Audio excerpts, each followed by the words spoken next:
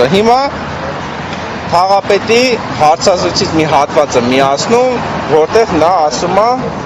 Ես այո, միտումնավոր եմ զանգել իրենց։ Իմ հրապարակումները կոռուպցիային բազմաթիվ այլ է եւ հենց Թաղապետի ասածով Արի ես քեզ աշխատանք եմ առաջարկում, եթե սնտացավ քաղաքացի ես, արի ես քեզ համապատասխան աշխատանք եմ առաջարկում, բարձր աշխատավարձով լայն լիազորություններով։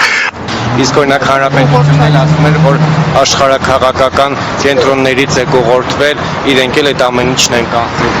Պուտինն էր ասել, որ այդ ամենը արել։ Իմ 3 տարվա հանրային գործունեության ընթացքում ես եղել եմ Նիկոլի պրոյեկտ, եղել եմ ադրբեջանական շպիոն, եղել եմ գործակալ, եղել եմ բոլոր ընդդիմադիր դաշտի պրոյեկտը եւ իրանց մարդը, բայց ոչ մի փաստահեն փաստ չի եղել։